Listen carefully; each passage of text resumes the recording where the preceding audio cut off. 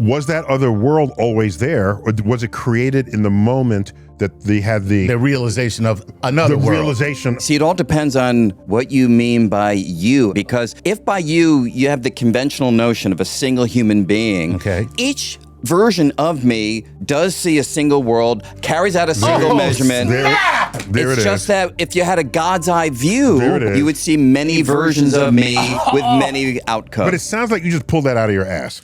I didn't.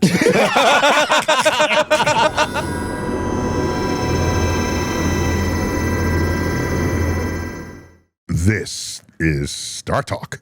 Neil deGrasse Tyson, your personal astrophysicist. Got with me Chuck Nice, baby. What's up, Neil? All right, this is a special Cosmic Queries edition. Okay. Because half of it is not going to be Cosmic Queries. Oh, okay. Half of it, I'm just going to be talking to my man. Oh, okay. For a moment, I thought you meant you were just going to talk.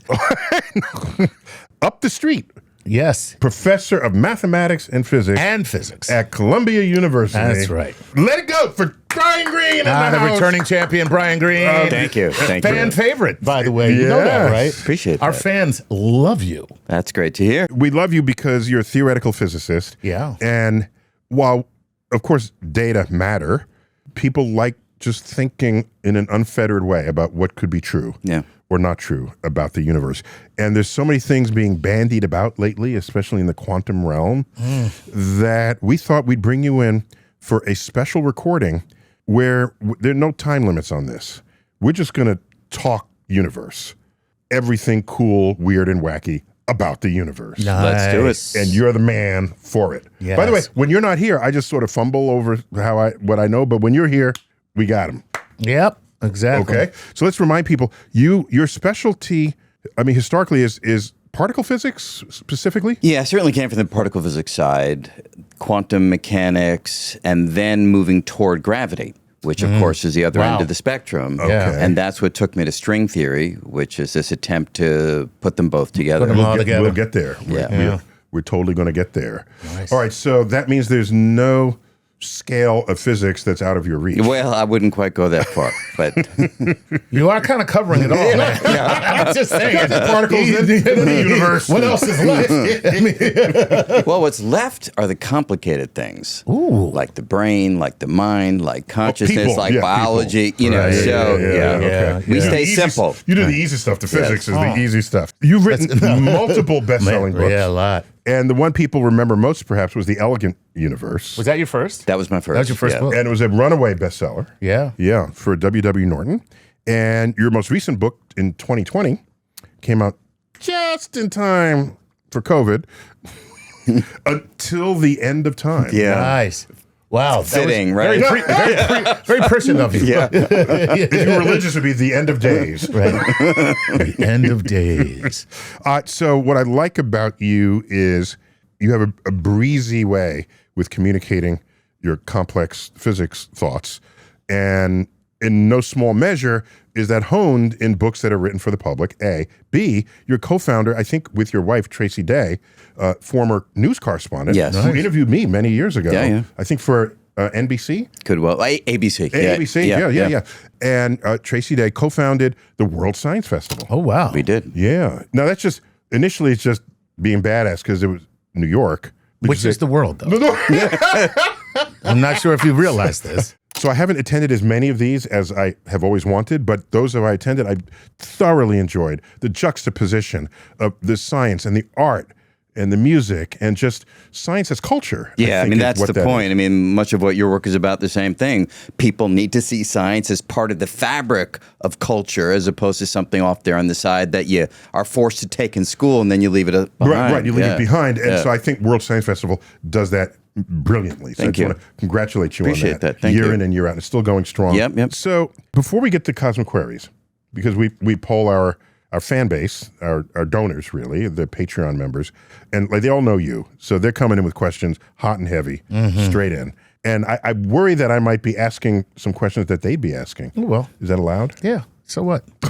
Okay. And for everyone that we come across that you have asked that they will ask because they've already submitted, you will just give us $5. Because that's how much it costs to be a Patreon member. Yeah. At the entry level, At the you entry get level, president. yeah. Okay, so Brian, let's just right off the bat, we hear about the multiverse. Okay, on one side of a fence, and then you cross the other side of the fence, and then we hear about the many worlds hypothesis in quantum physics. Do these have anything to do with each other? Yeah, they do. The idea of a multiverse is the umbrella concept for any variation on the theme where our world is not the entirety of reality. Oh, so that would cover all cases. That's all everything. cases. Oh, Whether Yes, it's a multiverse yes. or not. Yeah, So exactly. the multiverse is under the many worlds. Well, I'd say many worlds is under. It's under the multiverse? Yeah, because the multiverse is the umbrella idea. Okay, so the multiverse encompasses every single And there possibility. there's something like 10 versions of many worlds that have emerged from radically different ideas, and quantum mechanics is simply one of those. Okay, so I was mistaken to think that the more, dare I say, traditional multiverse descriptions, there's one where there's multiple bubbles within our space-time. Sure, or that's the inflationary multiverse. Yeah, you sure. know, I'm thinking that's the multiverse. I'm bringing it down, by the way. Inflation. You bring it down. Affordability. It's a hoax. The universe is not really inflated. It's not really inflated. It's the best price it's ever been. There's never been a better price in the universe. Oh, so anyway. So, and then I'd learned many worlds when I first learned quantum physics. Yeah. Where you needed some way to get out of the conundrum that you're observing statistical phenomena. Yes, exactly. So catch us up on the many worlds specifically, and then tell us how that plugs into the multiverse. Yeah, so when people developed quantum mechanics, this is now going back to the 1920s and 1930s. The centennial decade Yes. of quantum physics. Precisely, which is why I'm writing a book on it. That will be published in this decade. Oh. But You're writing a book to catch people up on that. yeah, exactly. Yeah, very good. And the progression of the ideas beginning in the 1920s was to note that a particle, let me be specific, like an electron, it could be partly here and partly there, 50% here and 50% there. And the question was, but when you look and you measure, you always find the electron here or there. You never find it in a blended mixture being at two locations. Okay. And people scratched their head for a long time trying to figure out how do we transition from a theory that describes a fuzzy haze of possibilities to the single definite reality when we make an observation or an experiment. How much of that definite reality was a bias coming out of classical physics? Well, you could say all of it. Yeah. Because our brains are big and we think they probably operate according to laws that are biased toward the classical, the big stuff. Yeah. And our So classical experience. physics, there's an object, it drops, there's a thing, you Right. move it. Right. There's just stuff that kind of makes sense to Yeah, us. exactly. And nothing in quantum physics makes sense. And nothing in experience suggests there's anything but one single definite reality. And that was a conundrum. Experience shows one reality. Quantum mechanics speaks of many possibilities. And measurements in that realm. Right. That's right. So measurements in the realm of the small somehow seemed to pick out one singular definite reality. But here's the problem. When you look at the mathematics, which comes from Erwin Schrödinger, you can't transition. Of cat fame. Yes. Yeah, cat fame. No, there should What a have been a shame. Schrodinger's cat in the Broadway musical, I think. Of That would've- cats? Yeah, that would have been really cool. Well, how There do you wasn't know, one how do of you the know other there worlds. wasn't? And this is the point. So Schrodinger's mathematics forbids a transition from many possibilities to the single definite outcome of experience. And so people said, maybe the transition never happens. And this is Hugh Everett, 1957 at Princeton. He looks at the equations and says, we are imposing a classical bias on reality. Yeah, we think there's a single definite reality, but according to the math, if you look at that cat, there's one universe in which the cat's alive and you see it alive and you're happy. There's another universe where you see the cat dead and you're chagrined. Right. And that's the true reality. Neither of you knows about the other version of you. Each thinks they live in a single definite reality, but the bigger picture embraces more than one world. Was that other world always there, or was it created in the moment that they had the realization of another world? Realization the of realization the cat of being alive the or cat, dead? right. It's a really good and subtle question, and I don't think every physicist sitting in this chair would give you the same answer. As I look at the mathematics, I would say all those worlds, in a sense, are there. There's nothing really splitting, which is how we often describe it. The world splits into two. It's more that the description of the quantum realm allows... See his body language? Let me see some of that more. I know. I love that. Give me some more of that.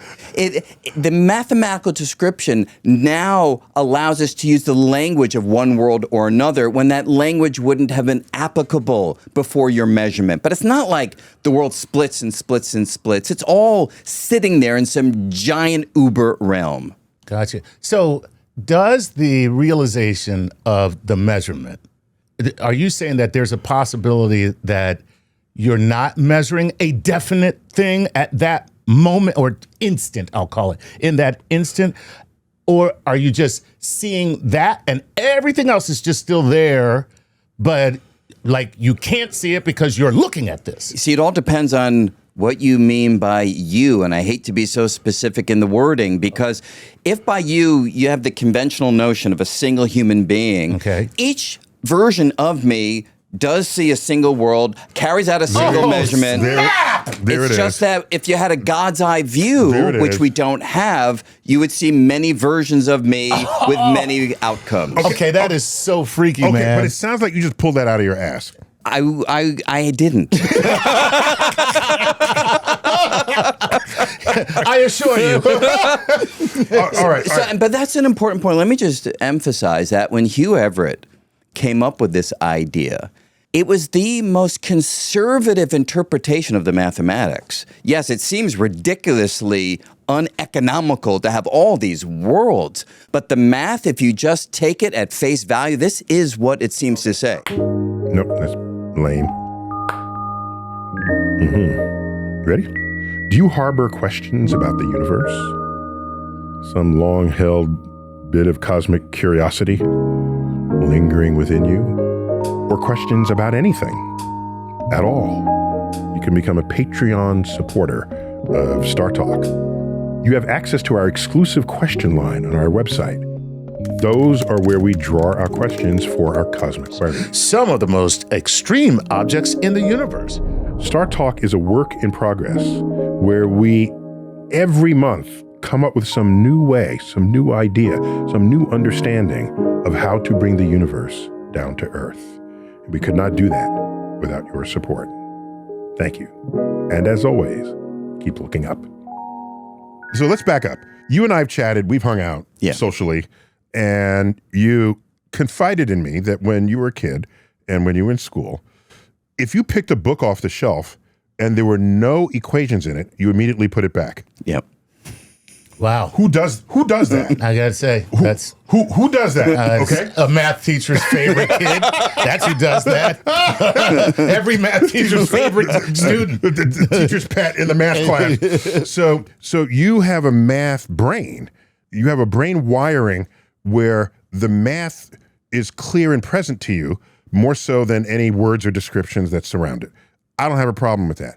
You are also dual professor at Columbia in physics and mathematics. What you just told me makes math the preeminent, supreme account of reality because you're saying the math forces it. And I'm asking you, math is our tool. Why should math that you invented, anybody, humans, force anything? Why can't I say there's a different idea that's going to have different math that doesn't lead to that conundrum? So if you asked me that question 20 years ago, I would have given you one answer, which would have been very combative, and I would have been defending mathematics as like the deep truth of the world. In the past 20 years, I've shifted closer to your perspective. I really do see math as a powerful tool for describing the external world. I don't see it necessarily as the truth of what's out there, which is why I don't support the many worlds interpretation of quantum mechanics the way some of my colleagues do. I allow for it. It could be true. It's interesting. It blows your mind. But I do not say it's true because it comes out of the equations. Thank you. Wow. Okay. That's a very, I'll say, mature and advanced. Well, thank you. Mature. That's right. That's a mature, very mature stance. You have matured in the past. I have. Because I don't, I love me some math. Don't get me wrong, not as much as you do. Yeah. But when I look at Kepler, who was a mathematician, fundamentally, and he knew about the Platonic solids. Do you know about the Platonic solids? I know that they're friends. The Platonic friends. Yeah. So you can, if you have polygons, which are flat shapes that have the same sides on them. Right. So a triangle would be a polygon. Right, a regular polygon. Right. A triangle, a square, a hexagon, that sort of thing. Right. So if you ask, can you make solid objects with these as its sides? Right. There's only five. Five shapes that do that. 5 shapes. That do exactly that. Where each side is the same polygon. Okay. Only 5. Right. And one's a pyramid, definitely. One's a soccer ball. No, soccer ball has 2 different kinds of shapes on it. Oh, really? Yes, it does. Oh, so they're not all the same. No, they're not. Check next time. All right. But it is a way to tile them a sphere. so that you can do it. So one is a pyramid, another one is a cube. Cube, of course. Right. Yes. And then there's like 3 others. Give them to me. Dodecahedron, and I don't even remember the rest of the name. Yeah. So there's another one. Okay. So now Kepler, a mathematician, said there must be some divine reason for this. There's 5 of them, shapes. and we have 6 planets. There was Mercury, Venus, Earth, Mars, Jupiter, and Saturn. So he said, wait a minute. If the universe is special and math is special, obviously, they have to be connected. Right. They must be connected. So he embedded these Platonic shapes in each other, circumscribing one around the other to see if that gave him the orbital distances of those 6 planets. Because if you have 6 planets, you have 5 separations between them. He thought that was a major connection. thing. So he spends 10 years doing this. And it was like, and then it was over. He was like, I've wasted my life. Oh God, what have I done? But the math is what took him there. Yeah. Right. The beauty of the math. Yeah. And so that was my lesson. That I ain't going there. But it goes the other way too, right? Because you go back to, say, Georges Lemaitre. So he's a priest, a Belgian priest. Yep. Yeah. He's studying Einstein's mathematics, finds that the equations, the math, says that the universe should be expanding or contracting. He goes to Einstein, and Einstein says, your calculations are correct, but your physics is abominable. This math is not relevant to the world. It's like the Platonic solids. You're wasting your time. And yet, in this case, Einstein was wrong. Oh. Einstein's math was relevant in the way that Georges Lemaitre was suggesting. The universe is expanding. And it is. So you have to go... Einstein didn't even know his math was relevant. So Lemaitre, he used calculations of Einstein's equations to force upon him a feature of the universe that not even Einstein was imagining. Exactly right. So that's math being bad. But the math discovered that. The math discovered it. Yeah. So it's all just to say that it has to be case by case. You got me. Gotcha. You got me there. Okay. So now if everybody's doing these quantum physics experiments all over Earth and in all alien planets, is this a countable number of worlds? Yeah, that's a tough question. It's infinite in any reckoning, but exactly which kind of infinity, we kind of understand it because we don't want to go into the deep mathematics, but there's a whole structure due to David Hilbert, a mathematician, who actually raced Einstein to the finish line in general relativity. Did not know he was on the track. Yes, in fact, he published general relativity a little bit before Einstein did. Oh. This is a little known fact. Well, that must hurt. What's his name again? His name is David Hilbert. Damn. And the thing I that know was... Hilbert because it's Hilbert space. Hilbert space. You have to tell me about that in a minute. Okay. But in this particular story, Einstein had visited Hilbert in June of 1915, showed him everything that he'd worked out for 10 years.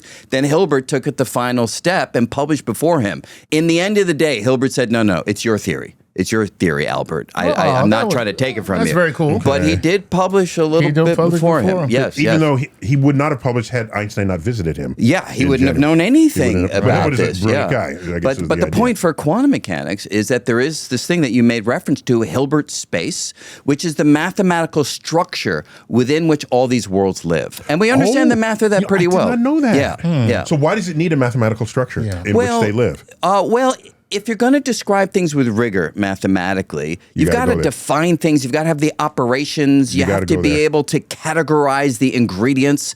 And remarkably, this space that Hilbert introduced has just the right mathematical properties to be the space in which all these worlds live. Does it suffer from an incompleteness feature? You know, everything. And who's the dude with the incompleteness theorem? Yeah, Gödel. Gödel. Yeah. Gödel.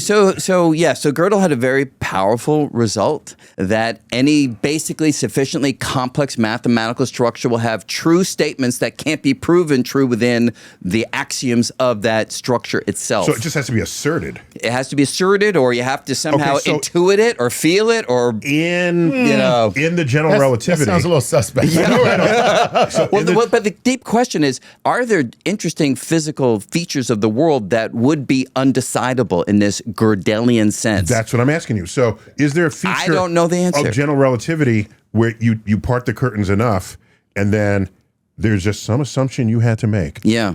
And everything issues forth from that you cannot deduce from anything that follows. Yeah, I mean, there certainly are axioms within these theories, for sure. But are there then deductions that are true but can't be proven within the structure itself? I don't know, because when you look at Gödel's proof, the kinds of things that are undecidable are very contrived. You know, with things like, the set of all sets that are not subsets of themselves. You're like, well, does that ever come up in the real world? Right. Or the barber of Seville, nobody shaves themselves, but then like who shaves the barber? So they're all very self-referential, and it's not obvious that they have direct relevance to things that we could measure. But it's still an important discovery Hugely that he made. Important. Yeah. Hugely important. And this thing about the closest I got to that barber question was I used to read brain teaser books when I was a kid. Okay. And so one of them was you come to a town and only two barbers. Yeah. And one of them is just completely messy, and the guy's unkempt, and his hair all. The town looks amazing. Wait. And then there's another barber where he's clean shaven. Everything's neat. So which barber do you go to? I'm going to the messy one because he clearly does the other barber. Exactly. Somebody cut the guy's hair. That's the guy. That's the closest I've gotten to the barber. Good. Right. So with the many worlds, now connect that up to a multiverse. Yes. It's just a declaration. It's a multiverse of a kind. It's one flavor of multiverse that comes directly from the math of quantum mechanics, and the natural next question is, can you prove it? Can you demonstrate it? It feels less real to me than other multiverses I've read about. Yeah, no, I understand that feeling because our consciousness feels singular, and this theory is saying there are many individuals in this larger realm that have your memories, that have your experiences, and they only differ from you that they saw the cat dead and you saw the cat alive. In some universe that's out there. Yeah. So now let me ask you this with respect to I have that. to react to this. Give me a second to all right. just tear up. See, I watch a lot of Rick and Morty, so it doesn't bother me. It doesn't bother me at all. I'm just like, okay, of course it works that way. Duh. But this other me, that's me identically, except we observed a different outcome of the experiment. Yeah, and then from there you continue to diverge because we know that little changes right now over time can turn into major deviations in your lives later on. Because I've seen in several films, but let me pick one in specifically, H.G. Wells' The Time Machine. I didn't read the novel, but I saw the movie when it was from the 60s. And the guy, the main protagonist, befriends a woman who shortly after they have this encounter, she's like hit by a truck. And he says, well, I have a time machine. I can go back and fix this. So he goes back and says, oh, don't exit the part this way, go the other way. She goes the other way and something else hits her and she dies. Yeah. And the safe drops on her head.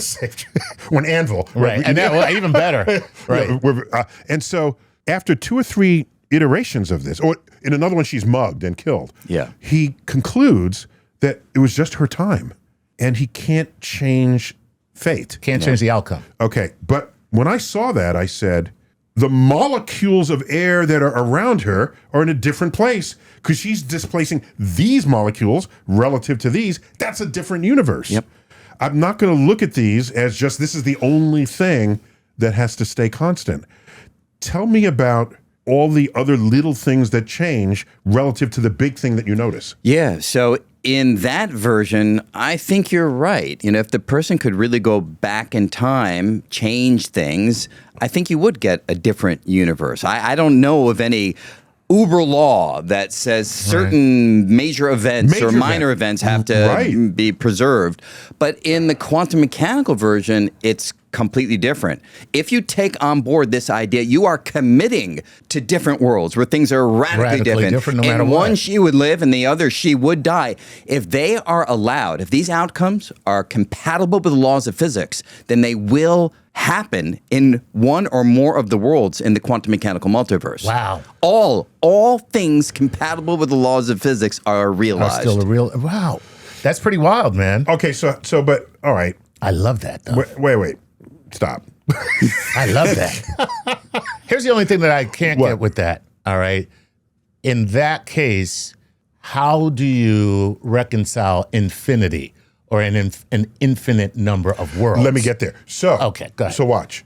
We went from the many worlds hypothesis where it is exactly me, but I look at a dead cat instead of a live cat, or vice versa. In the multiverses to which I've grown accustomed, there's possibly an infinite number of them, but maybe in one of them I'm there mostly myself, except I have a goatee, or I'm evil Neil instead of friendly Neil. So that's not a many worlds Neil. You're Neil who believes in tarot cards.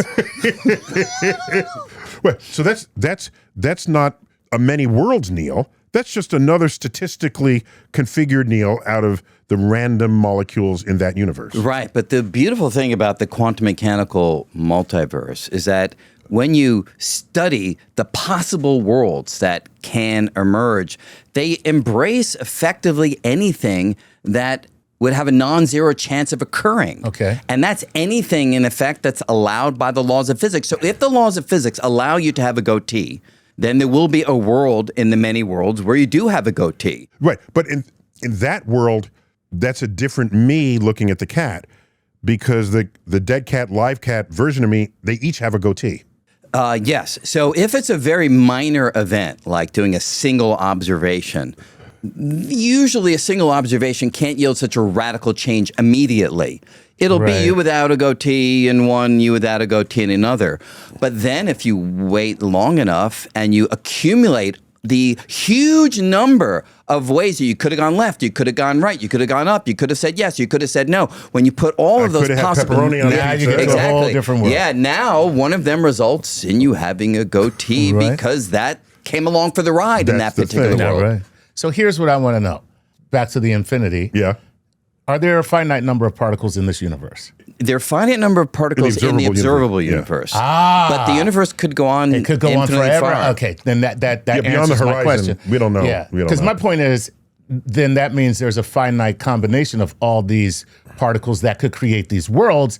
And so, how do you get to infinity? But if the universe goes on and on and on, then yeah, there is no there's no end. But even with an infinite number of universes with the same number of particles, you just configure them and keep reconfiguring them. My point is this. Can you reconfigure a finite number of particles to get to infinity? You can't, because it's not reusing the same electron or the same proton in one world and another. Okay. It's a realization of that particle in a different configuration. Right.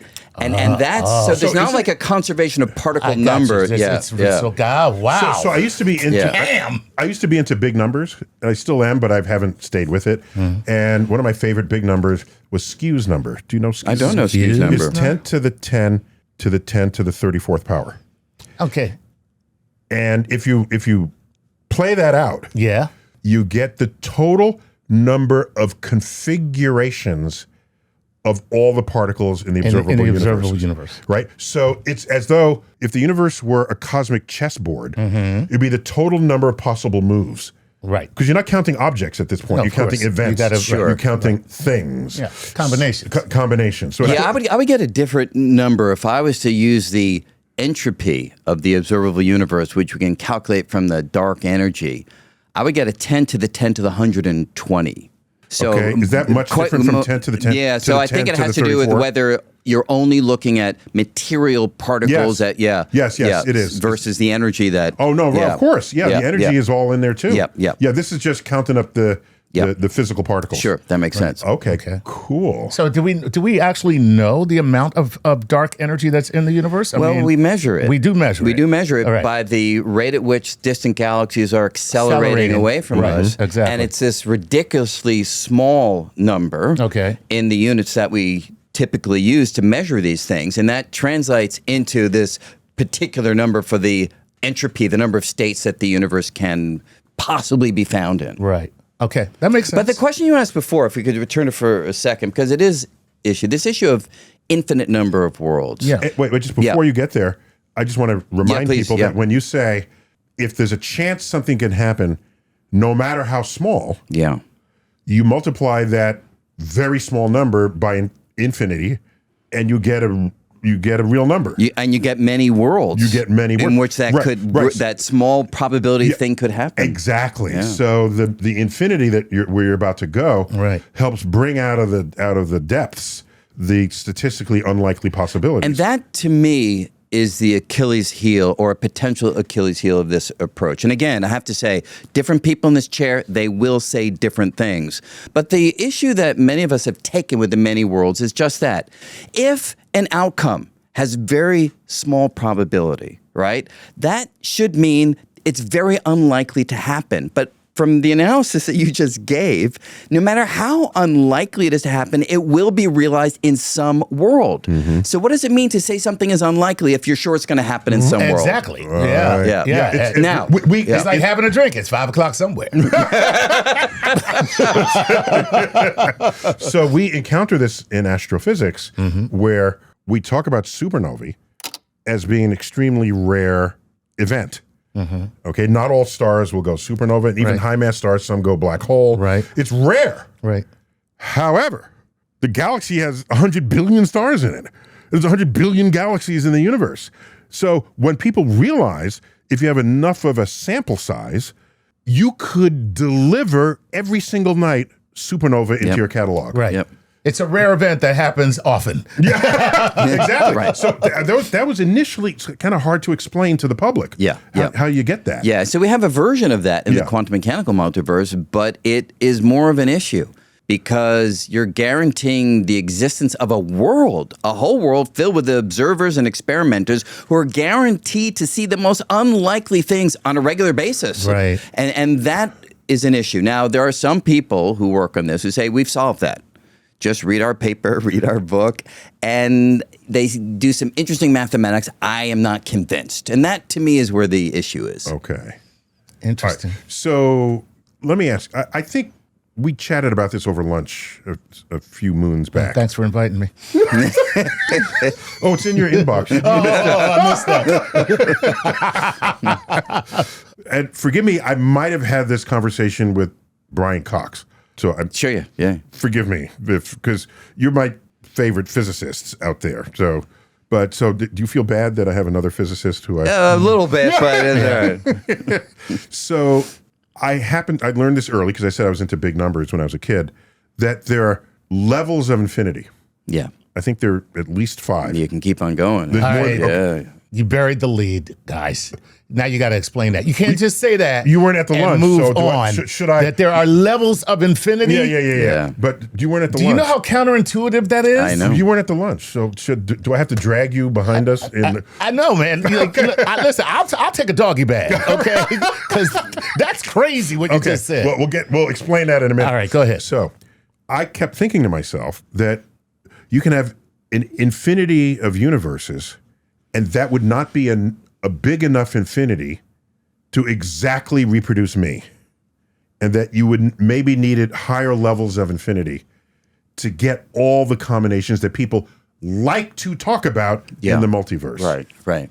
So does it require the higher levels of infinity? You know, the most straightforward answer would be to say I don't fully know because I don't know that science understands you, and by you I mean life, well enough to say. You know what he just said? He said, I could be so simple. It's it's trivial to copy. Science is under no obligation to understand you. But if you take on board the idea that you are just a collection of particles that are governed by the quantum mechanical laws, if that is something you're willing to accept, then there is enough room inside of, Hilbert space and the quantum mechanical infinity to reproduce you and to reproduce every variation on you where some of your particles... Every variation conceivable. Yes. Every variation allowed by the quantum laws, which simply means... Is there a version of me that has a tooth cavity? Because I've never had a cavity. If that's compatible with the laws of physics, and I think it is, then yes. So non-dental plan Neil. Non-dental plan. This is the Neil with no dental plan. If that's within the bounds of quantum mechanics, the laws of physics don't prevent it, then we got enough. We got enough not matter. We have enough material to make sure that happens. I don't need the higher levels of infinity to get there. Right. No. Okay. Absolutely. Okay. So now let's catch up, Chuck, because everyone else out there knows about multiple infinities. Sure. So please catch me up. So these are levels of infinity. I think there's a Hebrew letter associated. Aleph. Aleph 0 is a traditional infinity. Aleph 1, 2, 3. Yep. So we don't have to do all 5. Just get me to like the second infinity. Yeah, so the simplest one is the one that comes to mind immediately. You just count the numbers. 1, 2, 3. And they just go on. And that's the simplest, straightforward. Infinity. But then if I ask you, how many numbers are there between 0 and 1 on the number line? Oh, wow. Now you say to yourself, well, can I enumerate them? Can I put them into a correspondence with the counting numbers and just list them? Because if you correspond, however, but am I not? But I'm still going towards infinity. Fact, wait, I was going to say, aren't I dividing then when I go in between numbers? Yes, I'm kind of dividing. You are, and you could say, well, let me put a dot in the midpoint, call that 1, and then a dot in the midpoint between it and 0, and call that 2.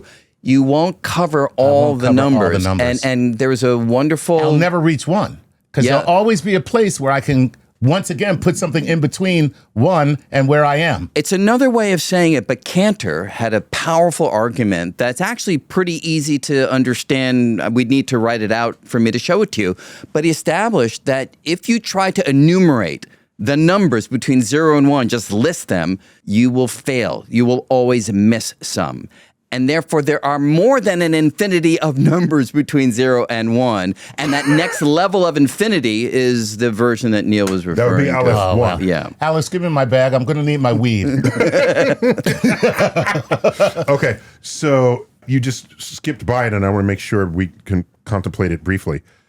The one way to know which infinity is bigger than the other is you correspond them to each other. Yes, exactly. Right, so you can say, because this is kind of a little freaky, the odd numbers is the same size infinity as all the counting numbers that include odd and even numbers. Of course.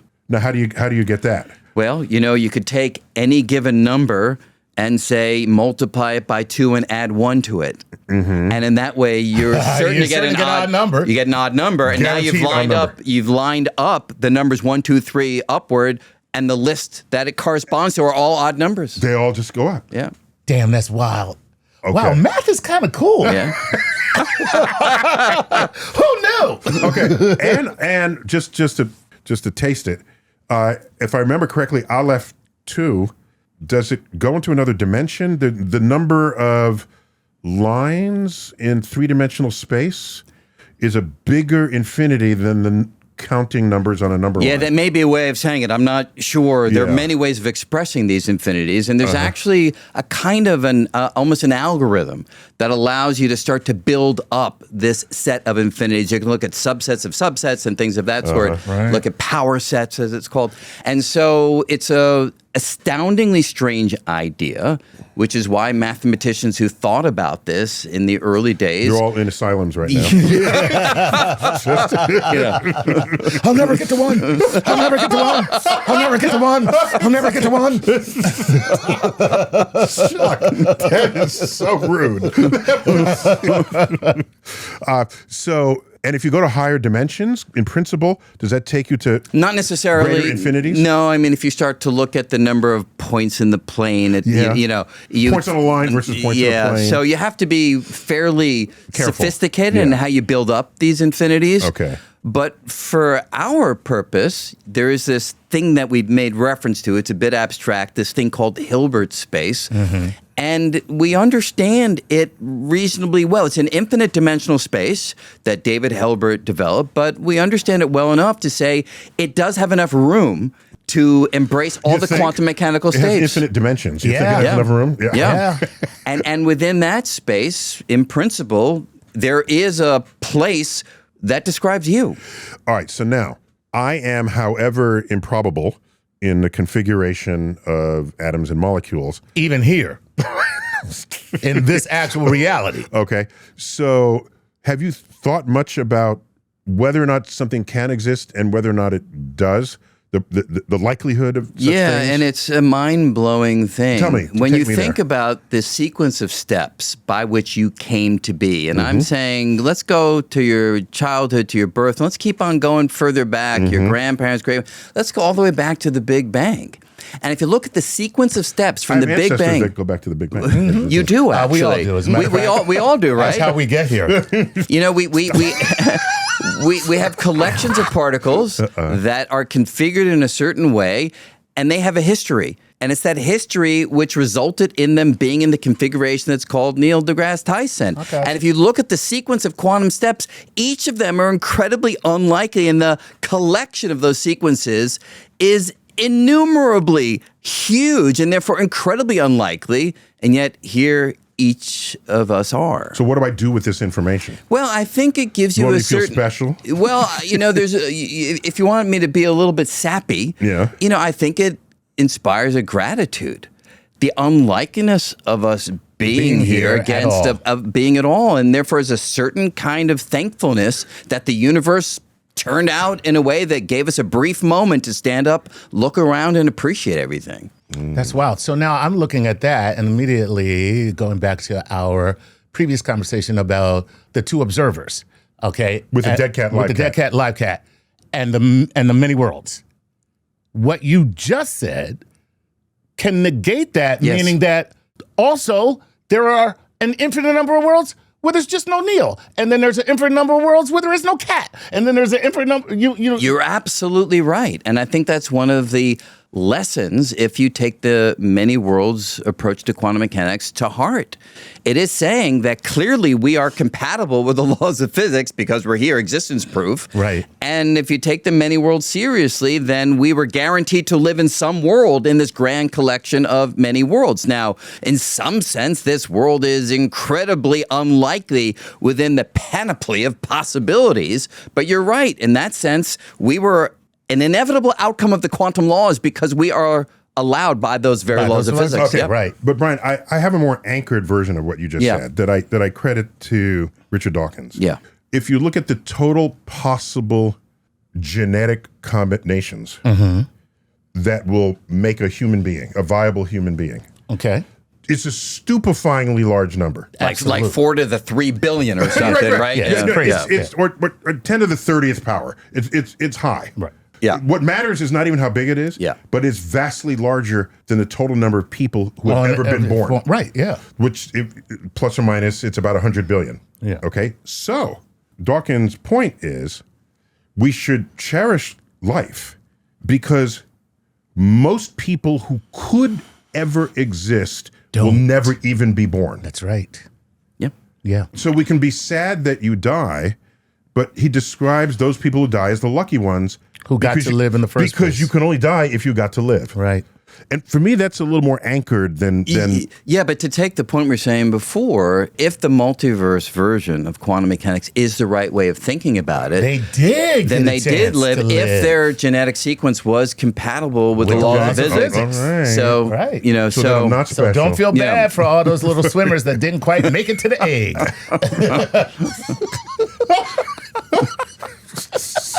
The sperm you're talking about? Yes, exactly. Okay.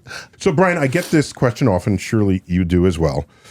If we live in a multiverse and we're just one of an infinitude, where are the other universes? Yeah. And you're going to cop out and say, oh, they're in the infinite dimensional Hilbert space?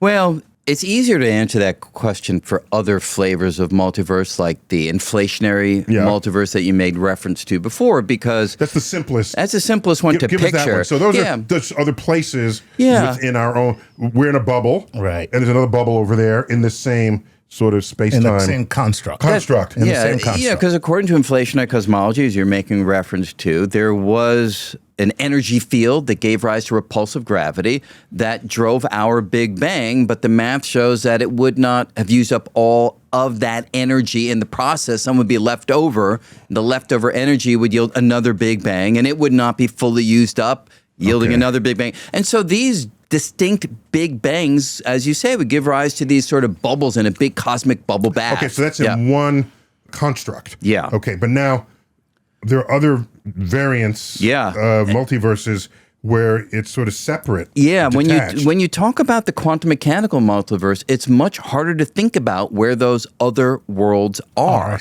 They're not kind of adjacent to our space. It's a more abstract place that they inhabit.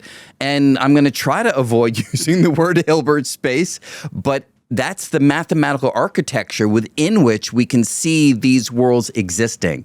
I can't picture. I can't picture where these other worlds are. If you ask me, do I have a mental image of them? Not really. Okay, so that's a mathematical architecture. Yeah. Can I divine an experiment that would show that they exist? Can I wormhole to them? Yeah. Do I even want to wormhole to them? Because quantum physics might give you slightly different laws of physics. It's unlikely that the laws of physics are different, but the properties of ingredients might be different in principle if there are sufficient quantum mechanical processes that could yield worlds with those distinctions. But I don't know of an experiment, and I don't think anybody does, where when you can say, if we could get this and this result, we would establish that the multiverse is true. You tell me that other universes, gravity can leak out of them? Yeah, so that's another variation on the multiverse that comes from string theory, which we can talk about. Oh, we'll get there? Yeah, okay. But just to presage what we might talk about, in this version, our universe is sort of like one piece of bread in a big cosmic loaf. And the other slices of bread would be the other universes. So they would really be hovering next to us, just displaced in an actual additional dimension of space. And then you're right, gravity can permeate that space. So when I was having my little ayahuasca trip, I met these beings that were in-betweeners, and they were in between dimensions. That's where they occupied. Okay, I feel so silly. But we're listening. Okay, they explained that... They talked to you. They did. They talked to me. And they were two-dimensional beings that I could see in 3D. Sounds creepy, but that's the only way I can explain it, okay? And they explained to think of it like an infinite number, and they call them dimensions, going out and going up and going out, but to think of them as a deck of cards slapped up the way we see a deck of cards. We see it as one deck of cards, but it's not. It's however many cards are in that deck. Right. And until you separate them, that's when you can see the different things. That's how it was explained to me. So this is almost the reverse of that. It's as if we only see one card in the deck. That's our world. Right. But a God's eye view would see the entire deck, which would have the other cards. And that's where they see. Right. I see it as the one card, and they were explaining that they see it as the deck. But anyway, I had shared that with Jan 11, and she was like, that's pretty interesting because, and then she gave me some speak that I didn't understand. Yeah, it must be the same basic idea. Actually, we just wrote a paper on these so-called brain worlds in string theory. So this is Brain something... is short for membrane. Membrane, Okay. Sorry, I should have said that. Thank you. Yeah. You know, so these ideas, these are universes that are like a membrane, and there can be multiple membranes, which would be multiple worlds. Right. And in principle, as Neil was mentioning, they can influence each other. Gravity from one can influence bleed into things another. in the other. Right. So I never took, I'm saddened by this. In graduate school, I'm taking astrophysics classes, but I wanted to take more physics. And a physics class I never took was field theory. Yeah. A whole course on field theory. And you can come to my class You one of teach these. it? Yeah, I've taught field theory a number of times. Yeah, I'll let you know next time. Excellent. I sit in the back. Yeah, exactly. Boy, that's not intimidating. Auditing your class, Tyson? I'm going to fail. I swear to God, I'm going to fail. No, but I'm not in a position to calculate or even really know why gravity can escape, but not the electromagnetic Well, I forces. could give you a quick mnemonic sort of to think about Really? that, Okay. which is, so in string theory, gravity is communicated by a string that has no ends. It's a closed loop. Okay. The electromagnetic force is communicated by photons, which in string theory are strings that have two open ends, and those ends are anchored to the membrane. They can't escape the membrane, but because the gravity particle, the graviton, has no ends, just a loop, it's not anchored. It can get off and travel between those worlds. Wow. Is that a description that would be in the book String Theory for Dummies? It's there, no doubt. Okay, so if that's the case, why isn't what we measure as dark matter just gravity leakage from another slice of bread? People have made proposals like that. If your dark matter is meant to explain the gravity that we know is there, It's really but dark gravity. it's dark gravity. It's really just Yeah, gravity. so if you can have some source of gravity that you don't literally see, it's a candidate. And so people have put forward, it's hard to make this idea really work. But in terms of its general possibility, sure. Because the betting person's, if you're into betting what an outcome would be, an exotic particle is sort of the betting man's solution to. Yeah. But that's put forth by particle physicists. Right. If you're a hammer, you're A little bit of bias, right A there. little bit of bias, right? Right. So I'm liking this gravity spillage. No, I like the idea. It's in detail. It's only when you get down to brass tacks that it's hard to make this All right. really work. All right, so let's pick up the baton here on string theory. Yeah. Okay. Where I'm a little older than you, but we came of age with enough overlap so I can speak of the 1980s as a time where string theory was birthed and started taking off with some vigor. Yeah. All right. Everybody I spoke to at the time, and at the time I was at the University of Texas, which had its share of string theorists. Yes. And Steve Weinberg Steve was there Weinberg, as well. for sure. A graduate of my high school, That's true. That's true. not your high school. Yeah, I agree. So Steve Weinberg, a Nobel laureate in physics, cosmologist, all the way back. Anyhow, so I asked people, so when you guys going to figure this out? Because you're trying to unify quantum physics and the large and the small. And it's, we're almost there, 5 years. In 5 years, we think we'll do it. So, 10 years later, well, when are you going to do it? Oh, in 5 years. 20 years later. Oh, in 5 years. The problem is hard. It's a hard problem, but we're on and so I've never heard convergence Yeah. in any conversation about string theory landing where it had intended. Yeah. A. B, could it be, and I think I've said this on stage to you, and you didn't jump up and try to hurt me, could it be that all of you are just too stupid to figure out the solution? And let me say that more charitably.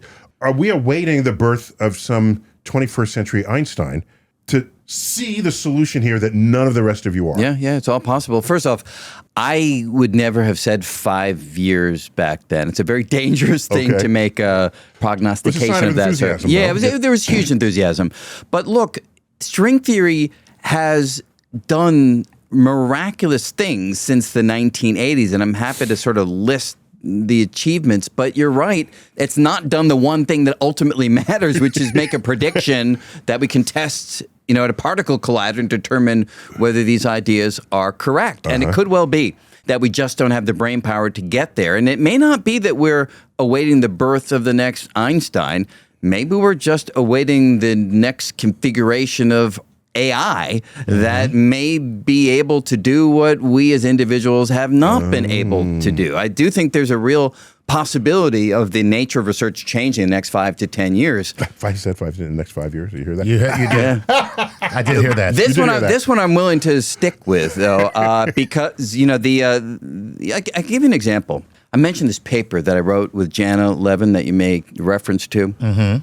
Is this the loaf of bread paper? No, it's just we wrote a handful of papers together. This is a more recent one. And I wondered, could Chat get the answer that took us a long time to get. If I treat ChatGPT, if I treated it as sort of a good graduate student. So I just gave it a few prompts the way you would to a graduate student, did not give it the answer, and it couldn't look up the answer. We hadn't yet published the paper. And within a half an hour, it was able to reproduce the results that took us months to get. Oh my gosh. And so it's as if you have the greatest graduate student known to humankind, even an army of them, at your disposal. And that's now. This is a hologram right now. You know, It's an AI. I'm not even here. so what is it going to be like in 5 years? You know, it's both exciting and scary at the same time. I have a colleague who has a similar story regarding his research where he was prompting Chat to think about a problem. Yeah. And it solved a problem that he had not been able to solve. And actually solved it. Yeah, actually solved it. Wow. In the sort of, you prompt a really good graduate student in just the way you're describing. Right. But catch us up just on why the whole field is called string theory. Well, the basic ingredient is a filament that looks like a tiny piece of string. The idea is that it can vibrate in different patterns.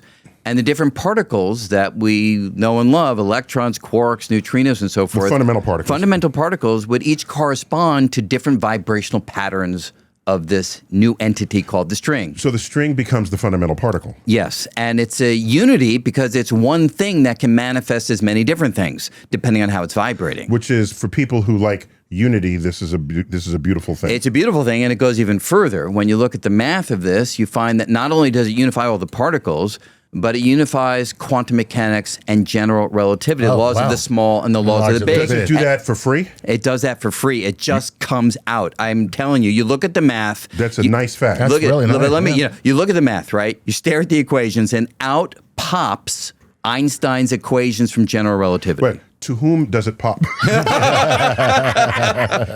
Who do you have to be for it to pop out? So I had not fully embraced that reality of string theory. So I'm delighted to hear that. So that was part of the enthusiasm that people would have then had. That was really the heart of it all. The major obstacle? The major obstacle is that the theory is mathematically complex, and the pathway from the fundamental equations to physics we can see in the laboratory is fraught. It's difficult. It's tough terrain to cover. And so we've been developing mathematical tools to do that for now 30 years. We've made progress on black holes. The 80s was 40 years ago. I guess you're right. Oh my God. String theory hasn't answered that question yet. Yeah. It's 40 years ago. 40 years ago. 40 years before that was the 1940s. Yeah. Just to put this in context. I'm with you on that. All right. So we've been for 40 years trying, and so we've understood things about space and time and gravity and black holes, which I didn't think we'd ever understand in my lifetime. Yeah. On the flip side, though, we've not understood the things that I thought we would have understood by now, which would be make a prediction for what's going to happen at the Large Hadron Collider, and let's check it. And so it's an interesting thing that we've made headway in the very things I thought would be too hard, and we've not made headway in the things that I thought we would be able to reach by now. Right. So I don't like making arguments that other people make just for the sake of bringing the argument to you, but let me just do that. But let me do it anyway. Let me do it anyway. So string theory has not been without some criticism. Yeah. As something that has consumed the ambitions of graduate students and faculty and promotions. Yeah. And so it's a field without a prediction that can be tested, yet it had such a presence on the landscape of physics departments that it might have smothered some other branches of physics that might have been a little more promising. Could you just comment on that? That sounds like jealousy to me.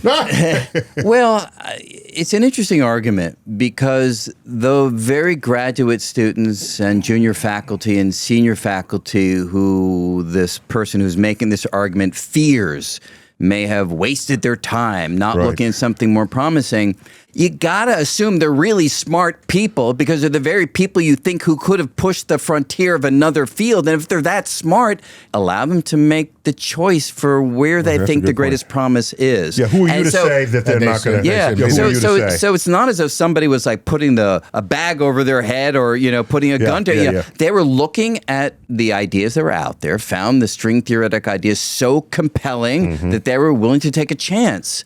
And that chance may not pay off in our lifetime. And tell me about the 10 or 11 dimensions. Yeah. Because that sounded very cop-outy. Well, You know, so it's when like, I can't explain it, so let me throw in a dimension. Good, Wait, good, I need good. another dimension. But let me add another dimension. Why do you need the dimensions? Good. And I think if I articulate this correctly, I think you'll have the same epiphany that you did about gravity coming out of string theory a moment ago. Because, again, you wondered, do you have to put general relativity into string theory? I said, no, it just comes out for free, which is a beautiful thing. How about the extra dimensions? They come out for free too. They're forced upon you by the equations. You don't put them in by hand. The Not math, at all. Not the at all. math does it for you. Literally, That's crazy. this is not a joke. There's an equation in string theory that basically looks like D, the number of dimensions, minus 10 times this complicated factor must be equal to 0 for this theory to be self-consistent. The complicated thing is never 0, therefore D minus 10 must be 0, therefore D must equal 10. That is where the extra dimensions are forced upon you by the equations. Jeez, that's insane. That's pretty cool, though. Yeah.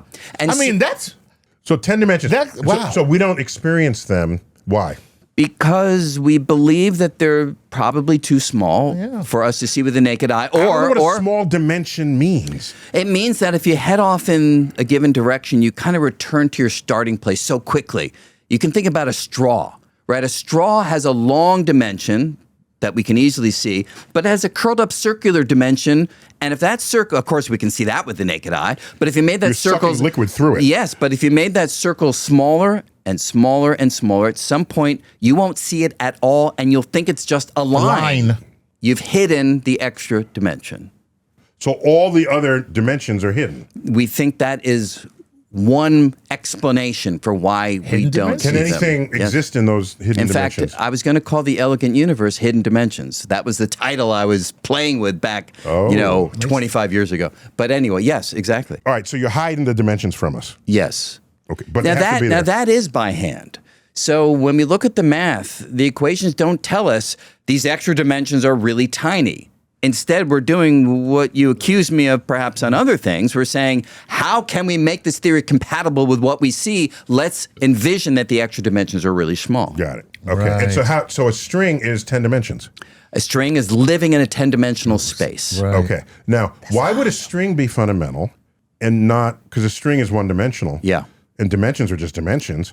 Why can't there be another reality, maybe in which we're embedded, where the string is not fundamental, but a plane is what's fundamental? Yes, and that's one of the developments in string theory itself. So when we talk about these membranes, the piece of bread or the card Okay, so in the that's string deck, theory upped by a dimension. and string theory takes you there. It's not something, again, that you put in by hand. He goes wherever his equations want to take I him. gotta say, it's guy- pretty Well, yes, fascinating. I need to say, this is a purely mathematical undertaking. It's all driven. Totally. You know, That's so but the beauty of it is you don't put things in from the outside. Right. You study the equations, and it takes decades sometimes, but you extract what the equations are trying to tell you. So before we go to queries, what is the current state of string theory? Current state is It's health. Yeah, I you know, it's funny. I asked this question in a program to 3 string theorists, a World Science Festival program. I asked them, guys, grade string theory. How, if string theory was a student, how would you grade it? And the grades went from B+, I think that may have been Nobel laureate David Gross. I could be getting their grades wrong, to an A+, which was Andy Strominger, who's a string theorist at Harvard. And if you look at its theoretical insight into black holes, the mathematical insights that it's given started whole fields of mathematics. If you have any interest in the nature of space and time and what it might be made of, these are the kinds of insights that string theory is giving. So I'd say it's very healthy, but it has not made a prediction allowing us to determine whether it's correct. Wow. And that's almost a violation of one of the most important tenets of a viable theory. Yes. Yeah, of course. And that's why maybe you shouldn't call it string theory. Oh, what should we Ah, call there you it? go. Yeah, maybe call it the string hypothesis. Okay. Theory really should be reserved. That's a more humble. Yeah. But yeah. the math makes it a theory. Well, No. The theory, yeah. you for a theory to be a bona fide theory, it's got to not only account for what you see, Right. or in an organized, coherent way, it's got to make predictions that you have verified. Right. You got to be able to. You got to be able to If you have measure not it. predicted, then it's Right. only one half of what's only going one on, half. and, Yeah. and it does. It Yeah, doesn't and work. so we're using the word wrong, and I agree with people who are Okay. sticklers on that. Got it. But is that because? And I don't want to sound like a jackass, but what you just explained, I got to say, like Einstein had it easy. I'm serious. Yeah, right. Like Einstein had it easy compared to what you're just talking about. I agree. He wrote down his equations, and within a handful of years, you could test Right, it. because it's like it's here. Right. It's right. It's around us. It's everywhere. Like you're talking about stuff that is. I mean, how do you get to it? Right. We've had problems, unsolved problems that have lasted much longer than these 40 years in the history of science. Okay. So it took a long time to understand heat and energy. That's very funny what you just said. It took us a very long time to understand heat. No, we didn't know what it was. The fundamental basis of it. That's yeah. hilarious. No, we didn't know. Is it some fluid? A fluid, Right. caloric. They called it caloric that could Caloric, right. flow. Yeah, and you so know. and do you know where we did most Kind of of looks. Well, no, that's the air looking like the air is a Right, fluid. right. The air is a fluid, though. That's not Right. the heat. But So go ahead. one of the main centers of experiments for this were cannons. Because you'd fire cannons, the metal gets hot. Yeah. So as it got hotter, they weigh it to see if it had more heat. If the heat was a thing, Right. If it was like possessing heat. possessing heat. Exactly. So we went decades and decades with other issues. So maybe I shouldn't be so hard on string theory. Yeah, this is a pretty good place to have gotten. Let's wrap it up right here, folks. Thank you. Good night. And one last thing.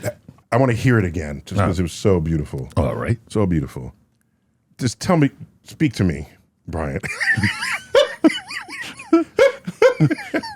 Because it's sweetness to my ears when I heard you say, I think it was you, that the virtual particles in the vacuum of space coming in and out of existence as predicted by quantum physics, they are quantum entangled with each other, and that quantum entanglement are wormholes. And those wormholes represent the literal fabric that stitches together the universe itself. Yeah, we were definitely talking about this at some point.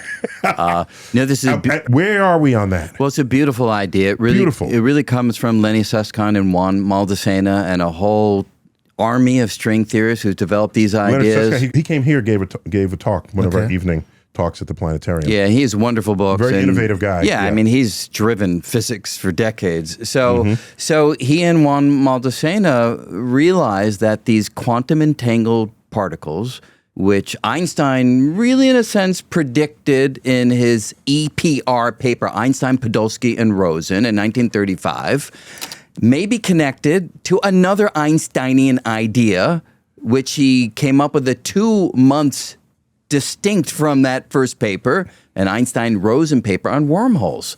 That is, two particles that are far apart can have a subtle quantum link, and that quantum link may be nothing but a wormhole yielding a shortcut through the fabric of space that in some sense makes them very close to each other. And those wormholes themselves are what space-time is comprised of. Yeah, So the substrate of space itself would be wormholes. Yes. That's right. So Mark von Ramsdorff, in British Columbia, Canadian physicist, realized that these wormholes may be the fiber stitching together the fabric of space itself, because he could show mathematically if you cut the quantum entanglement, the fabric of space pulverizes, it falls apart, because you no longer have the wormholes connecting pieces of space together. That is wild. Okay. So I'm going to keep watching that space. That's great.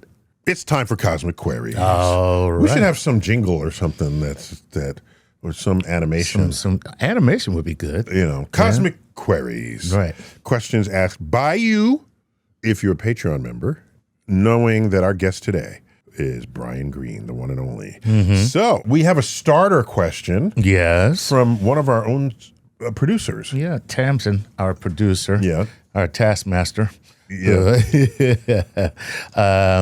Tamsin wants to know this, Brian. If space-time had consciousness and could have a favorite movie, what do you think that movie would be? I think it would be Planet of the Apes. Really? Really? Oh, That scene at the end, with a half submerged or Yeah, sunken you did. statue. You blew it up. You damn you damn you.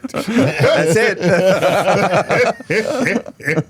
Wow. Yeah. Because that played loosey-goosey with space-time. Yeah. To It go into the certainly future. It's another Earth, and it was had a a different evolutionary path. It was the first time that time travel really meant something to me as a kid. I was like, oh man, this is crazy. Yeah. Wow. That's a good one, man. Yeah. Planet of the Apes, the original. The original. Forget about the other Yeah, 75,000 follow-ups. Right, man. exactly. Yeah. Return to the planet. Escape from the planet. Bride of the Planet of the Apes. Banality of the Planet of the Apes. You know what? When I went back and saw that film, it's actually quite deep because the different species of apes had different Yeah, roles that's right. They have a in this caste system. society. It's a caste Caste system. system, for sure. Right. So the chimpanzees were the academic class. Right. Because they're close. Why not? Of course, they're our closest cousins. Yeah. And the baboons were like the police, right? Yeah. Or the gorillas, The gorillas were are the police. police. And The orangutans are the elders. no, the orangutans were the diplomats. diplomats. That's Yeah, correct. yeah. Right. So right. The politicians. It was politicians. Yeah. It was a caste system. Yeah. That's right. It's pretty wild. So our first few questions have been previously asked by our Patreon supporters, but you said I'm going to have to see what Brian says about this. Oh. Right. So they were elevated. So they were elevated. Okay, it was right. above my pay grade So right there. they wrote in with a question, and you were like, "Let me get my supervisor." So I punted it. Okay. Which will go. So this Which is one? Brian Berg. He says, "Hey, Dr. Tyson, Lord Nice. Chuck, you should be able to nail this one. It's Brian from Portugal." Brian, shut up. He says, "Can you help explain the information paradox with black holes? My understanding is that quantum mechanics and Hawking radiation are at odds about this. One says information is forever. The other says information disappears when a black hole evaporates. Are we any closer to understanding how this can be? Thanks, and please keep doing what you're doing. We need real science to carry on, live long, and prosper." Ooh, nice. Yeah. Now let me preface that a little more here. please. So I was delighted to learn that the evaporation of black holes, the Hawking radiation, is the exact inventory of fundamental particles that went in, even though it's being conjured out of the gravitational field of the black hole itself, the energy density of the field. So I said, oh, so that's a total reckoning of ingredients. But if I went in as a DNA molecule and I come out as the various fundamental particles, the information is that I was DNA is gone. So no, there's no preservation of information there. And that's what Stephen Hawking said. So when Stephen Hawking did his initial calculations in the 1970s, he came up with this idea that black holes could actually radiate through quantum processes, the production of particles just outside the edge of a black hole. One falls in and the other races away. And the question was, do the particles race away have the information content about everything that fell in, or don't they? He said they don't. My calculations show it's a thermal bath of particles, a vanilla, featureless bath of particles, no information inside of it. We particle physicists said, come on. Quantum mechanics doesn't allow information to be lost or destroyed. So if you're saying that, you're saying quantum mechanics is wrong. Okay. And we're not willing to go there. Yeah, quantum is so successful. Right. That's you got to be ready for okay. You got to be corral. somebody more than Stephen Hawking. And this led Lenny Susskind again and Gerard 't Hooft, who won the Nobel Prize, and various other people to spend 25 years trying to answer this question. And we believe, largely from string theory, that we do understand that the information does, in a very subtle way, come out of the black hole. Subtle quantum correlations between the particles that emerge from the black hole do carry all the information of, say, the DNA molecule that fell in. So you can recover all the information, we believe. Now, there are still mysteries that we're still figuring out, but just about everybody, including Hawking before he passed away, agrees that we believe the information does come out. Preservation. He had a bet Preservation with of somebody, information. wasn't it? Was it with Preskel? Or John was it- Preskel? Yeah, great. Yeah. He was a postdoc when I was a graduate student at the University of Texas. Okay, yeah. Yeah. So Preskill won the bet then. So Preskill won the bet, but Kip Thorne was also part of this, and Kip Thorne was unwilling to concede. Kip Thorne is in our archives. Check him out. Yeah, absolutely. We interviewed him in his office in Pasadena. So Hawking conceded the bet that John Preskill said the information does come out, and he gave him an encyclopedia of baseball, a lot of information he provided him as the way to... Baseball already has too much information. Now you have an encyclopedia. That's right. It made good on his bet. I don't know where Kip Thorne stands on this. I don't know if he has conceded. Okay. Oh, and what's the business about the information being stored in the event horizon? Have you... Yes. Oh, that's the, what do you call that? That's the holographic. Idea, and that's part of the solution for why we believe the information comes out. And it's Susskind again. Susskind again. This guy is incredible. Things fall into a black hole, and we believe that they leave on the surface, in some sense, a copy, a residue of their information, and that's how it can come back out. It never actually goes in. It never went in. The imprint was left on the event horizon. Yes. Very cool, man. Super cool, man. Yeah, so we have an explainer on whether or not we're living in a black hole. We Just could the be. properties. Yeah, we could be. And if it's big enough, Yeah, okay. All right, here we go. This is Rachel. Rachel says... And we're still in questions that I had to call my boss. Rachel says, what's up, Dr. T? Rachel here from Austin, Texas. I've been thinking about the spinning universe hypothesis, which suggests our cosmos might be rotating as a whole. This idea has been proposed as a potential way to resolve the Hubble tension, but it got me wondering. If the universe is indeed spinning, could the force we attribute to dark energy, which is causing the accelerated expansion, actually be explained by a kind of cosmic centrifugal force? So she's saying that we just on a whirling dervish. We're in the whirling dervish. We're in a teacup ride. Yeah. It's hard to see how you'd make that work. When we see the evidence for dark energy, it seems to be so-called isotropic. It's the same in every direction in which you look. Whereas if the universe is spinning, there's an axis. There's an angular momentum that picks out some directions as different from others. That's right. So it's hard to see So if you look how up that along would the work. axis, there's no centrifugal force. Yes, but if you look off the axis, we study the motion of distant galaxies. We look across the entire Every sky. direction, And so we have sufficient data, I think, to rule that possibility out. But who knows? Write a paper and we'll see whether We'll check it it works. out. Okay. Yeah, that was good. all right. What a great question. These okay. Yeah. We're going to move into regular questions now. Wait, why don't we pull out one that was there and I forgot who asked it, and it was about whether we'd have a Quark Catastrophe.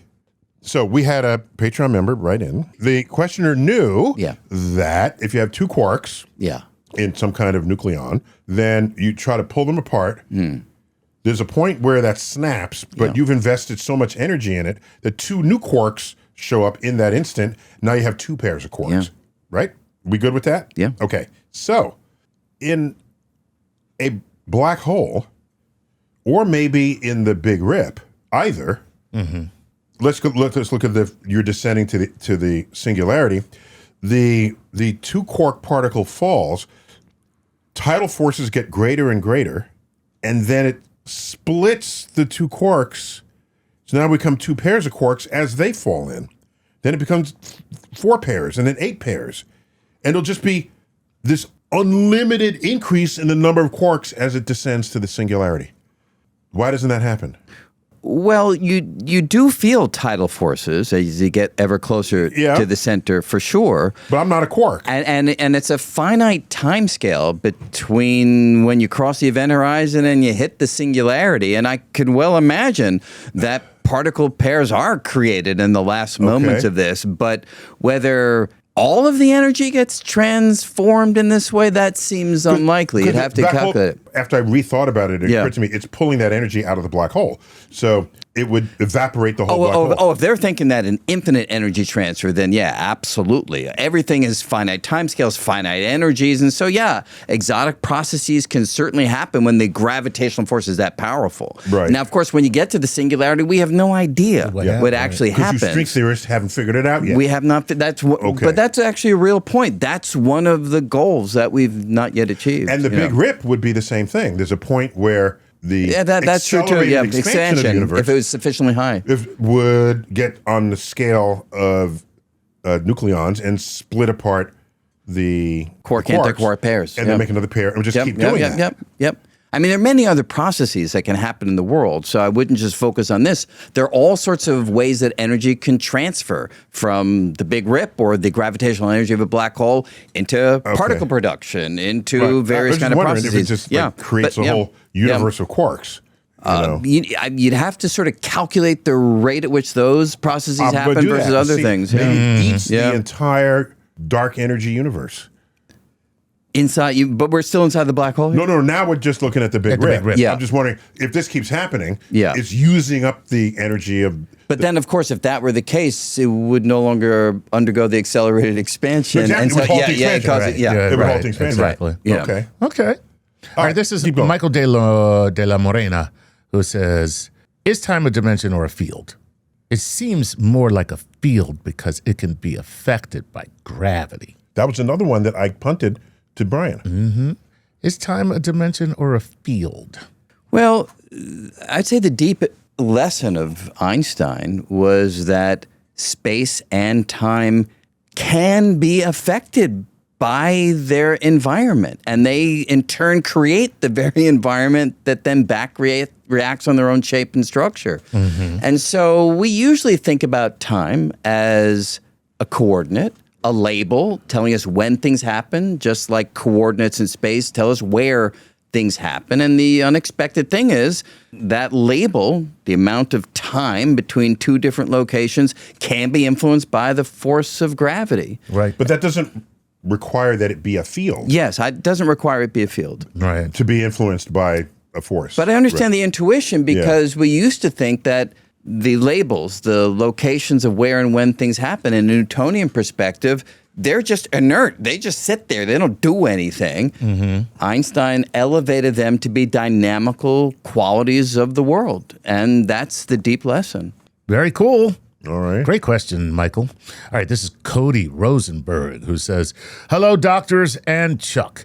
I'm Cody Rosenberg from Eugene, Oregon. Please know that y'all are goated for us armchair physicists or physics enthusiasts. Nice. All right, very nice. Anyway, do you guys think that life is inevitable? Do you think it would be weird for a universe to exist that can't be experienced or observed? Do you think we are the physical manifestations of the universe yearning to experience itself?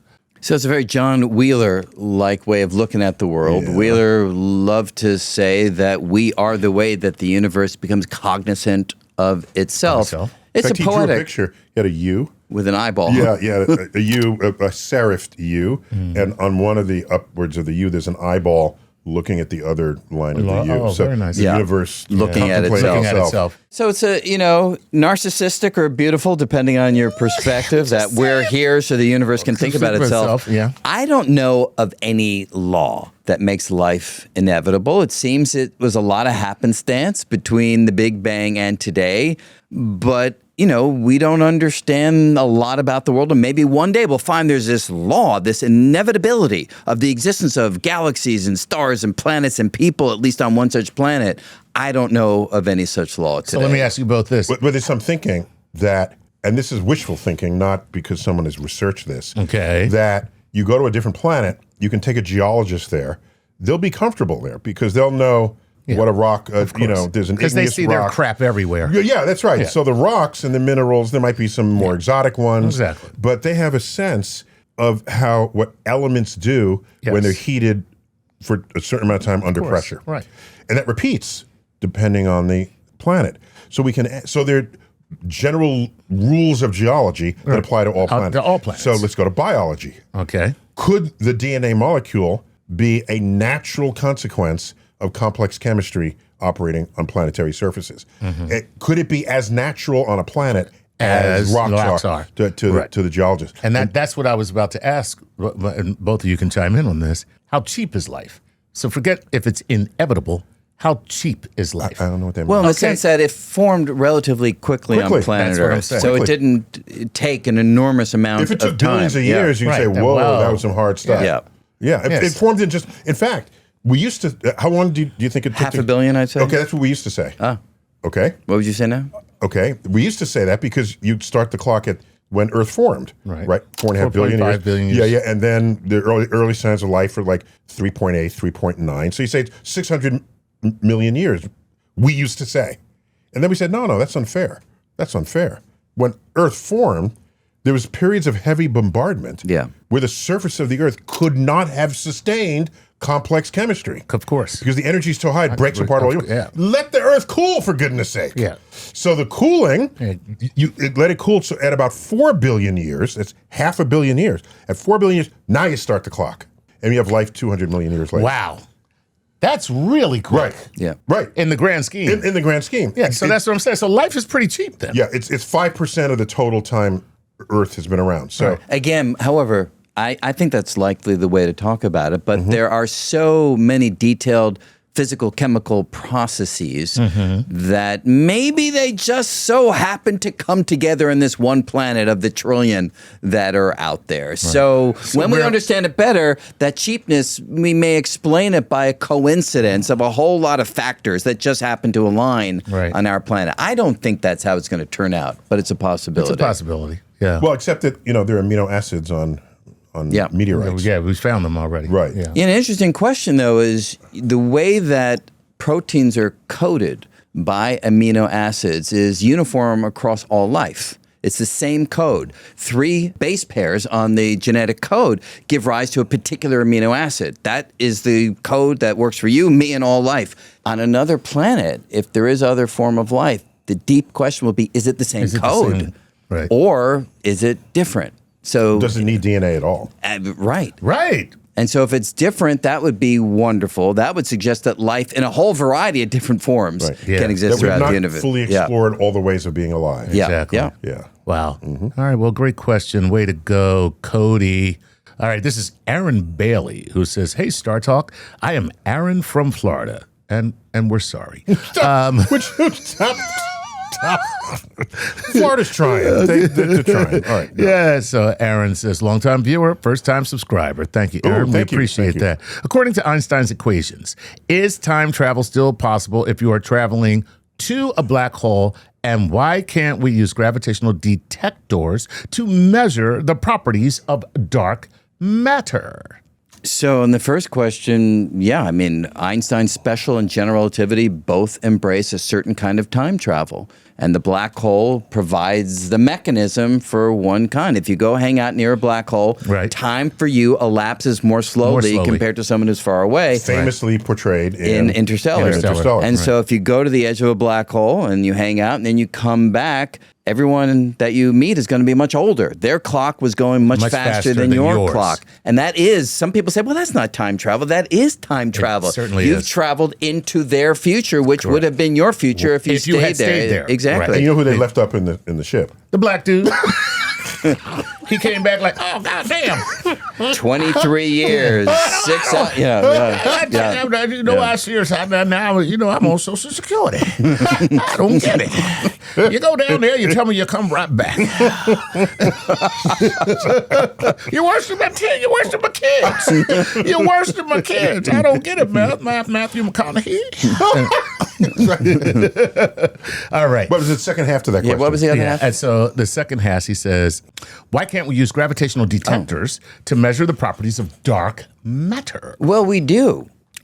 The way we know dark matter exists is by the gravitational influence that it has on its environment. What we're unable to do is identify what the dark matter is made of. Right. And so we have these detectors all over the planet trying to capture little particles of dark matter, if that's the right explanation. Right. We haven't been able to find any yet. You know what we're doing now? What? Okay, they're pulsars. They're rapidly rotating neutron stars. They in a very precise way. Extremely precise. Right. And they're across the galaxy. There are not all that many of them, but there's enough to map out the galaxy.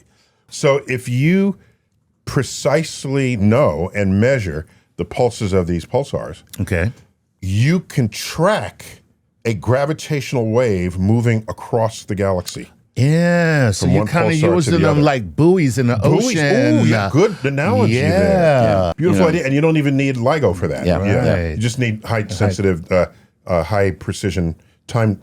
Yeah, for gravitational waves of a certain wavelength, this is a beautiful way of detecting their influence. Super cool, man. Yeah. All right. Let's move on to Alex Frias, who says, hey, Dr. Tyson, Lord Nice, Alex here from Mexico. Oh, I should say Alex. No, Alejandro from Mexico. What? Isn't that racist that you assume? I can be racist. I'm black. I don't know if you realize. Okay? The world invented racism for me. Okay, here we go. He says, Did I tell you? It was, I was giving a public talk, and I thought I'd say something funny. Right. I was talking about the dinosaurs, and they went extinct by an asteroid that hit the Yucatan Peninsula of Mexico. And I said, but that's not what the dinosaurs called it. Okay. Okay. I thought it'd be That's funny. I thought it'd be funny. Right. I thought it'd be funny. And then someone in the front row said, they called it Mexico. That's funny too. Spanish full of dinosaurs. Yeah. Okay. All right, go. And then you had Trumposaurus, who was just like, keep them out. Anyway, I've always been intrigued and confused by the idea of supersymmetry. Ooh, nice. If the standard model of particle physics is one of the most successful theories we have, what is telling us that it needs doubling up? What would supersymmetry fix in our understanding of the universe, and what problems might it create? Thank you both, and greetings from your neighbors in the beautiful Upper West Side. Oh, nice. Oh, look nice, at that. nice. Way to go, Alex, Upper from West right up Side the street. of Manhattan. Yeah, right. So let me sharpen that even further. Sure. So the standard model is quite an organizational map of our particles and our forces and the like. In its current state, now that we've got the Higgs, is it missing anything? Is it a closed box right now? And if we do anything to it, does it simply make it more powerful, or do we know we need things to explain other things that we don't yet understand? Good. So the main motivation for supersymmetry is to address exactly the way you framed the question, which is when we study this Higgs particle, this newest addition that we found on July 4th, 2012, at least that's where the announcement was. When you look at the mathematics, it says that the mass of the Higgs particle should be much, much bigger than the mass that we find. What? Really? And when we try to keep the mass at the value measured, we have to stand on our mathematical heads to do so. We have to tune and tune and tune. If supersymmetry were true, the terms that would push the Higgs mass up, they cancel out from those pairings. That's why we need the pairings. That's why we need the doubling. And if you can cancel out the new contributions, you can rest easy. The Higgs mass will stay at a small value. Look at that. So how many more particles come along? It doubles it. It really does. For every known particle, there is a partner. There's Electrons a have supersymmetric Yeah, particle. supersymmetric Do we have electron. words for all these particles? Yes, so the electron has the selectron, quarks, squarks, neutrinos, sneutrinos. No. Yes. No. Yes. I don't name them. Neutrino. Yeah. No. Yeah. You know why? Because somebody, when they found it, they're like, neutrino, sneutrino. Okay.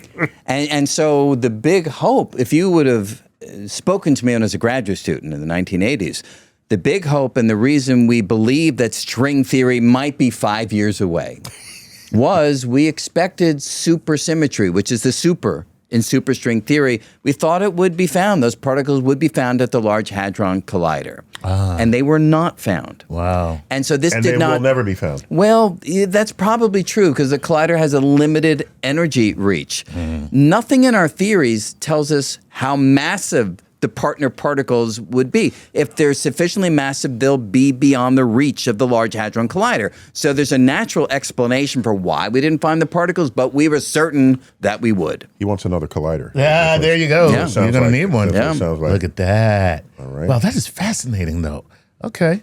And does the Higgs have do we have a name for the other particle? Higgsino. Higgsino. Yeah. I prefer squigs. As long as you're going If you're there. going to go with squarks, you might as well Give me go with some squigs. And how about the photon? What's the symbol? Photino. Really? Really? Okay. And the W and Z bosons, those are harder. Xenos or Wenos. Wenos. Yeah, Wenos. They get a little bit, Yeah, that's but- getting a little funky. Okay, and how about the graviton? Well, you see, the supersymmetry that we're talking about doesn't have gravity in it when you're just talking about the standard model. Oh, standard model doesn't have gravity. Yeah, yeah. But if you include gravity, then there is a version. It's called supergravity, and it comes out of string theory as well, and it's the gravitino. Right. Okay. All right. It's from the graviton. Yeah. Right. Okay. Yeah. Okay. All right.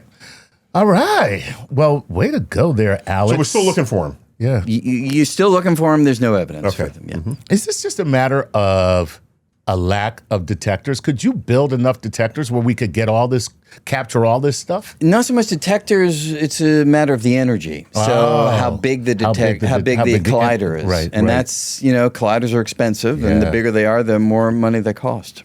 And we had a big one going in our, in our side of the pond. The superconducting super collider in Texas, funded in the 1980s under Reagan. Right. And dug the hole, got all ready. Waxahachie, Texas. It would be 3 times as powerful, I think. Yeah, about 50 TeV, and we have 14 TeV. Yeah. Yep. So 3 times the power of the one that was built in Switzerland. And then early 90s, they zeroed the budget. And they said, there was cost overruns and this sort of thing. But some kind of defense thing. We no longer were fighting for our lives. Peace broke out in Europe. The fall of those. Yes. Peace breaks out, and all of a sudden, it's like, we don't need physicists. We need this. What do we need physicists for? And their little toys. You never heard of cost overruns in any other particle accelerator for the whole 20th century. Right.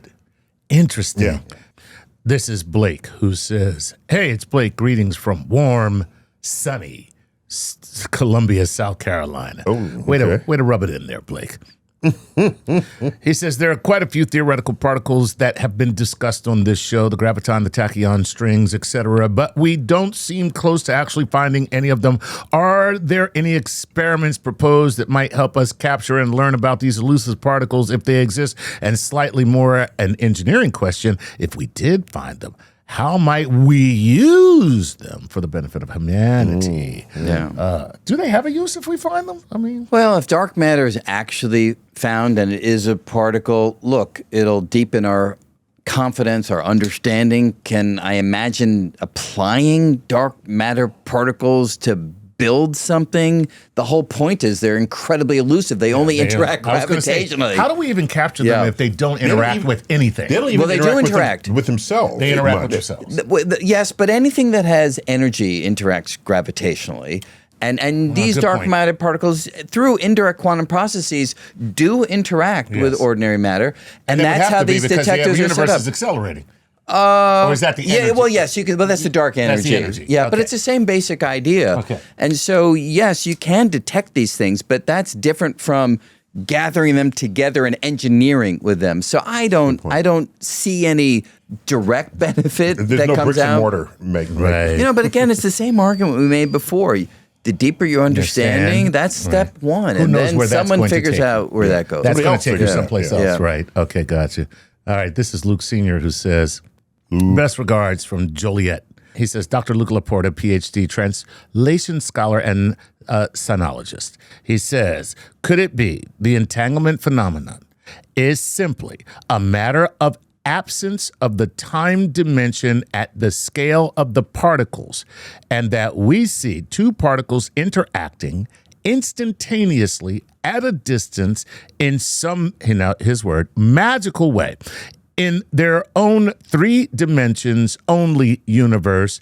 They're just unaware that a change of state has occurred, that for them, there's no before entanglement / after entanglement. Thank you very much. It's a very well thought out question. Does it make sense? It does, and I think we can interpret it more or less along this wormhole idea that we were describing before. The wormhole notion, again, this is still very much at the forefront. We're still working out the details. But if it is the case that 2 distant particles are connected by a wormhole, if they're entangled quantum mechanically, then it would be as if they're right next to each other. Right. To them, they don't know the difference. To them, they don't know that they're far Exactly. apart. And Right. so that's a variation on the same thing. I don't think you can say they live in a world without time. Right. Because the conundrum is, to us beings that do have time, you do something here and it instantaneously, according to us, affects something over there. And that would still be a puzzle no matter what. No matter what. And one explanation would be, well, they're actually closer together than you think by looking at them, because they have this secret shortcut connection, which could be the wormhole. So I think for so many years, people were imagining wormholes as some kind of a ride in a water park. Exactly. You know, even in the movie Contact. Right. Jodie Foster is going through. Right. And so, but no, you just step through. No, you step through. I think it depends on the nature of the wormhole, but yeah, there can be versions where it's effectively stepping from one place to another. Star Trek did it right, though. They had a portal where it looked like a doorway threshold. City on the Edge of Forever. City on the Edge of Forever. Yeah. And that's a wormhole. You step through it and you're already there. Yeah. There's no ride. There's no, you just step through it and you're already there. And that's another one where they were going to save someone's life. And they decided not to. And they realized what they're going to change the future. Yes. Yeah, In fact, I was talking with Bill, and he said that was his favorite episode. Oh, really? Yeah. Yeah, it's my favorite watching as a viewer. Yeah, for just sure. because it dealt with time travel in a very Emotional way. emotional and unorthodox way. Yeah. And causality is actually addressed. All right, Zachary E. says, hello, Dr. Tyson, Lord Nice, Dr. Greene. Is it possible that through the many worlds interpretation, quantum immortality can become macroscopic? If every single possible state of every single particle in existence is equally real, I feel like the superposition of a single particle in quantum immortality theory can be expanded to incorporate the superposition of every single particle in existence. Yeah. And look, another way of saying it is, we said before that the many worlds allows a world in which anything compatible with physics is realized. Us living to 100, 200, 500, 1,000, I don't know that there's a law of physics that prevents that can happen. Now, there is a law of Jesus, I'm bored, that will allow that. The boredom. The boredom. Who, can you imagine living 1,000 years? Ugh. Kill me. Just thinking about it, I want to die. wait. So wait, here's something that we did not raise, which was, if there's another identical me, is it me? That's the deep question. Wow, that is the question. That's a consciousness question. And I think the answer to that is yes. Because I think the answer is no. Why? Because we've already kind of done that experiment. They're called twins. No, but I'm saying that person has literally your memories, literally your sense of self, until measurement happens that causes you to be different from that. Yeah. So it's truly you. That's wild. I mean, if I spoke to that version of you, you would adamantly claim, yes, I'm the same guy. Right, that's me. It's me. It's me, damn it. That's funny. Yeah. I don't know what to say. I've never heard you say that before.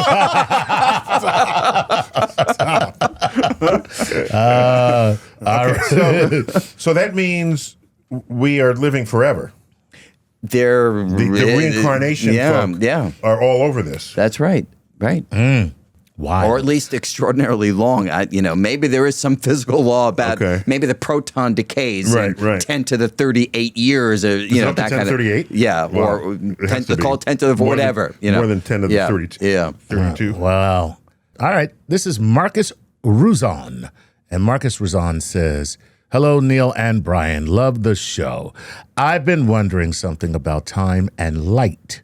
If nothing can travel faster than light, and the speed of light is a universal constant, could it be that time itself is actually an emergent property of light? Is it possible that what we perceive as time is actually just a consequence of us traveling through space-time at a finite speed below the speed of light? Is that not confirmed by the fact that from the point of view of a photon, there is no time, thanks, and keep looking up from Singapore? Yeah. Nice. Okay. And in some poetic sense, I agree with what the questioner asks. Yeah. They're saying that if a photon had consciousness, right, from its perspective, it would not know. It would not know that time is elapsing. There's no such thing as time.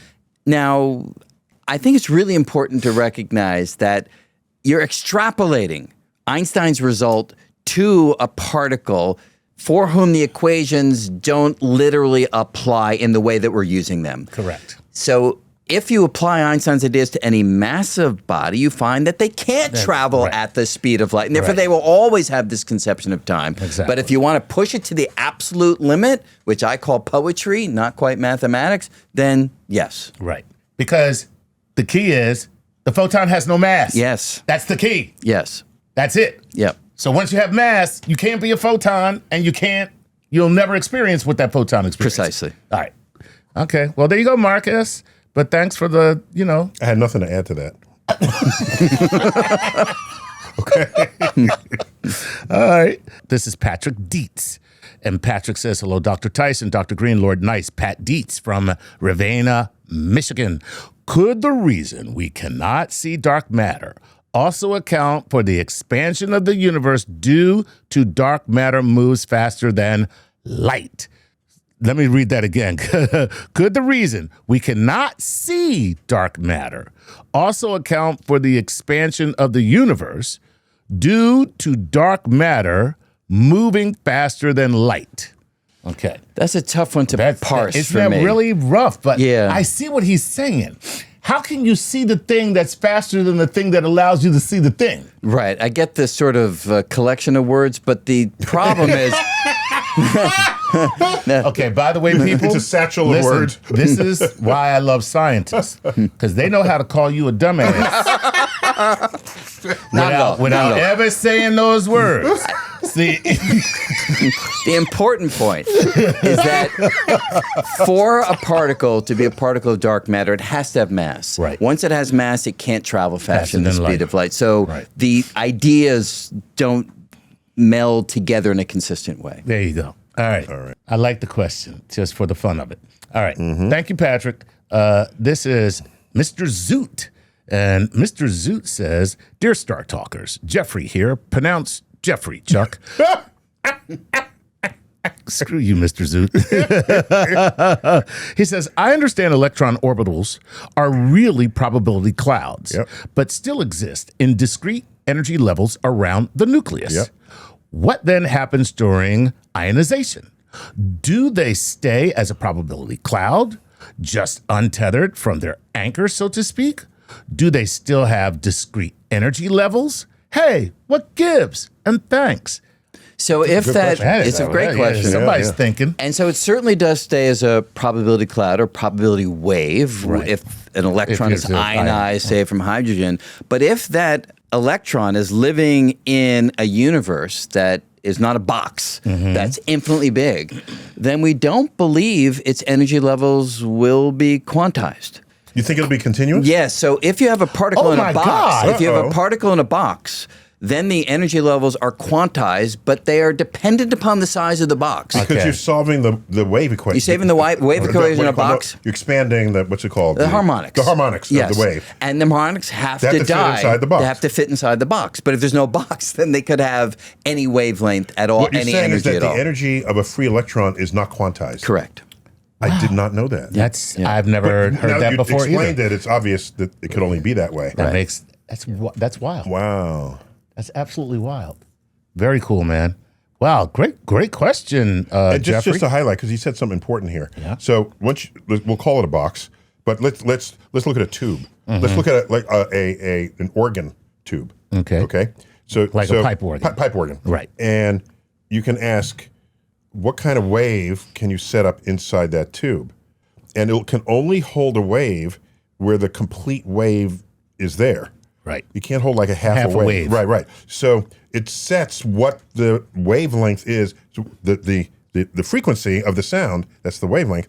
You get that from the wavelength in each tube. So different tubes have different frequencies that resonate inside of those tubes. Right. And so when I think of atoms, I think of you got the nucleus with the protons sets up a box. And so you do the math and you get a set of wavelengths, I'll call them that fit inside this box. And it's unique for every atom. And that's what gives you the spectra of each atom. Oh, nice. That's so each atom has a unique spectrum. Right. Yeah. Oh, It's wow. really cool. That is excellent. Yeah. Wow. I learned stuff on this show. It's so great. So did I. I just never thought about free electrons and their energies. Yeah. Okay. This is Brian Nadeau, who says, hey, Dr. Tyson, Dr. Greene, Lord Nice, Brian from upstate New York here. Would the discovery and verification of the graviton assist at all in reconciling general relativity and quantum mechanics? Isn't it just assumed that there's a graviton? And that assumption needs to be verified, hopefully. And what's the energy of a graviton relative to the waves that we just detected? Well, the energy, the mass of a graviton, we believe, is zero, because gravity also travels at the speed of light. So it's much like a photon in that particular way. Right. And yes, if we could ever really detect a graviton, do experiments with gravitons, scatter gravitons off of each other, then yes, we would learn an enormous amount about general relativity and quantum mechanics. Yeah, but will it help you merge them? Well, because that's a quantum expression of gravity. That's right. In fact, the very existence of a graviton would be the first evidence that gravity is quantized. Right. Wow. And so we're assuming that there is a graviton, but verifying it would be a huge step. Who was the first to presume that? The idea of the graviton? I don't historically know. But Einstein was the gravitational wave. For that. Yeah, well, so when you have a wave, he was a reluctant gravitational wave person. He was really uncertain in 1916 and 1918 about whether they were real. Okay. Amazing. Yeah. Yeah. So I'm just saying, the quantum assumption is that where you have a wave, you also have a particle. Yeah. And like the photon is a wave and a particle. Yep. Okay. Mm-hmm.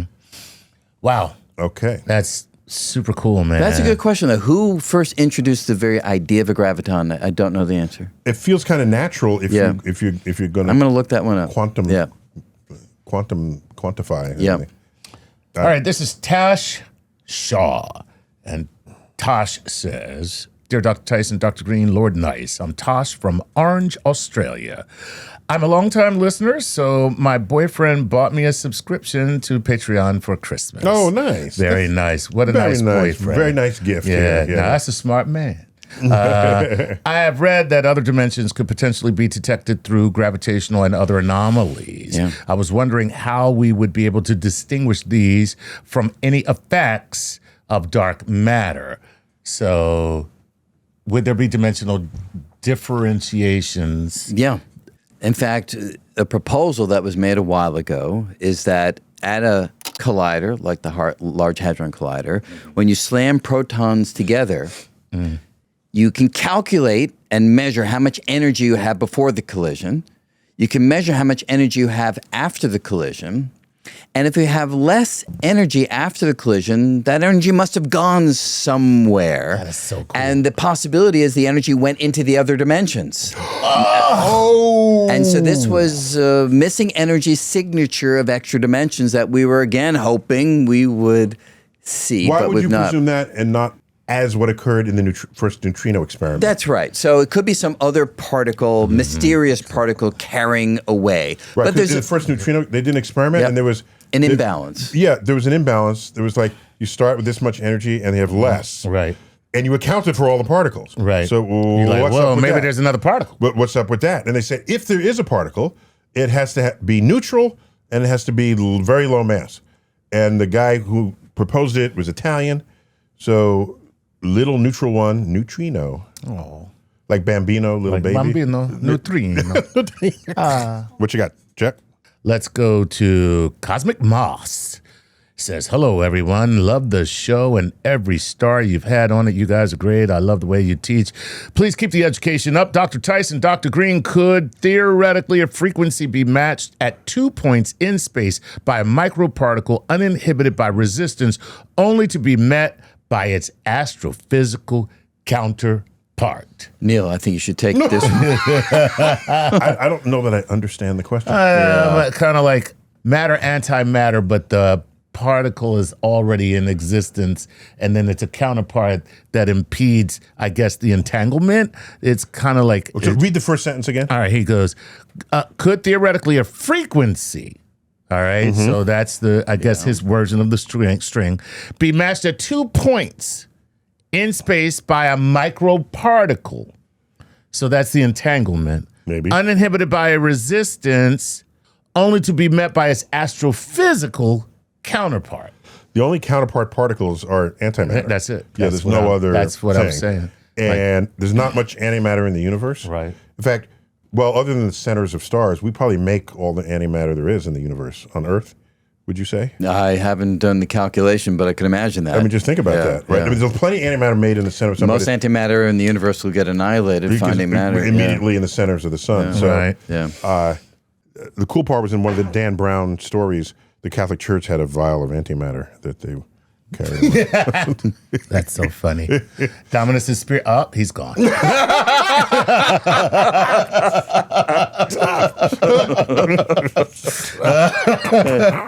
Physics jokes, people. All right. So yeah, I'm not quite clear. If it met its the counterpart, it would annihilate, no matter what else is going on. No matter there. what else is going on. Yeah. All right, Okay. so here we go. Kenny Watts says this. Hey, Dr. Tyson, Dr. Greene, sup, Lord Nice, Kenny from Dothan, Alabama. Is the reason why we can't reach the absolute 0 degrees in temperature because of the CMB? Is it due to the act of time using energy to move forward, creating heat? And if we were to reach absolute 0 degrees, would space-time move forward in that region? Different pieces of this, Brian. So my understanding of absolute zero is that, all particle motion stops, except it doesn't because you have quantum fluctuations, even at absolute zero. That's the key point right there. Yeah, Okay. That's the real barrier. Okay, but why isn't the cosmic microwave background a barrier? Well, if you didn't shield yourself from 2.7 degree photons, Yes. they would influence. But presumably, if you're able to shield your environment. Yeah, but the shielding would have to be temporary because the heat transfers. Yeah, sure. But an experiment takes place over a period of time. So Okay. as long as your time scales are That's true. set right. That's how a thermos works. Yeah, There's exactly. a time with which it is. So I think it's really the uncertainty principle is the true barrier against truly having particles at a definite location not moving. That would mean position and speed were both nailed down at the same time. Which is not and you happening. can't do Right, that. you're not going to do that. Not happening. Wow. Yeah. So the wave function would cease to exist if you were ever to get to the place where you could get the particle to stay exactly frozen, like still and definable in one point. Okay, so what is the temperature of that state of matter? Well, it depends on the details. I mean, you can calculate the quantum fluctuations of a field, and if you tell me how it interacts and its mass, you can calculate its quantum fluctuations, and indeed, that's how you make predictions about the Casimir effect, where you have two metal plates and there's empty space between them. Evacuated completely. And yet those plates can pull together because the fluctuations of the field inside are a little bit less than the fluctuations outside. And that imbalance, you can actually calculate it and you can determine how the plates come together. That is so freaky, man. It's all freaky. That is so freaky. I love it. It's all freaky. Oh my goodness. Brian. And then they attract. Yeah. Yeah. Yeah. Brian, you freaky dude. So we should do this every week. What do you think? No, Brian, you have a life. Thank you, Brian. My pleasure. This was great. And you're working on a quantum physics book? Yep. And this is the centennial decade of the discovery of quantum physics. So Exactly. we can't have too much quantum physics out there. Yep. And this is for the general public? Yeah, so we're finishing it up now. In 2027, it should be out. Get it out in this decade? Yeah, that's the key thing. Okay. Yeah. All right. And this year, we're recording this in 2026. This is the centennial of Edwin Hubble discovering that the Milky Way is not the only galaxy in the universe. Wow. He discovers that Andromeda is not just a fuzzy spiral sitting within our stars. Right. It's a whole It's a whole nother island universe out there.